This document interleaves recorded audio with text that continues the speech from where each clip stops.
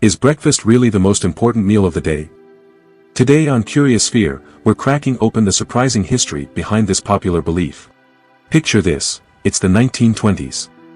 A man named Edward Bernays, often called the father of public relations, is hired by the Beech-Nut packing company. Their mission? Sell more bacon. Why? There was an overpopulation of farm animals. Nowadays people eat breakfast with meat, like bacon, sausages, and then eggs too. By the time, in the 20s, the majority of the time, they didn't even eat breakfast. They just intermittent fasted, which, some studies claim to be healthier now. Edward Bernays, a nephew of Sigmund Freud, leveraged psychological insights to shape public behavior. So, he worked on this campaign, to encourage people to eat a hearty breakfast of bacon and eggs, framing it as essential for good health. His efforts were backed by the American Meat Institute, which sought to boost bacon sales. Bernays had a genius idea. He asked a doctor if a hearty breakfast was important for health. When the doctor agreed, Bernays went big. He got 4,500 doctors to endorse this idea and then publicized it widely. And it became ingrained in American culture. Suddenly, bacon and eggs were being touted as the ideal breakfast.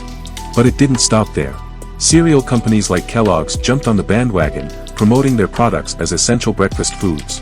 In a nutshell, one notable contributor was Dr. John Harvey Kellogg, a physician and health reformer, who along with his brother Will Keith Kellogg, founded the Kellogg Company.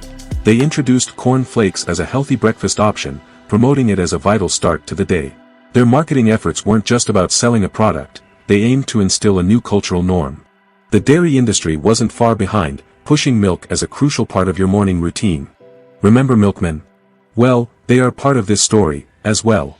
They were pushing milk so heavily because they had a massive supply and not enough demand. And where does milk come from? Cows. So there's excess meat, but there's so much meat to the point that they couldn't sell it. Before long, the idea that breakfast is the most important meal of the day was firmly planted in the public mind. Which was all allegedly false. It was a way just to sell more meat, more milk and more cereals. Just to make sure, this is just a theory. It is not a fact. Yet. Fast forward to today, and this belief is still widespread. But here's the kicker, recent studies have begun to challenge this notion.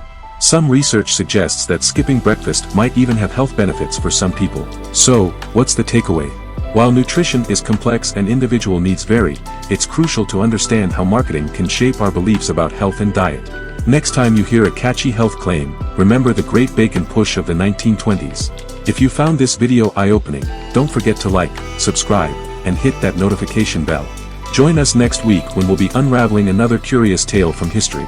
Until then, stay curious.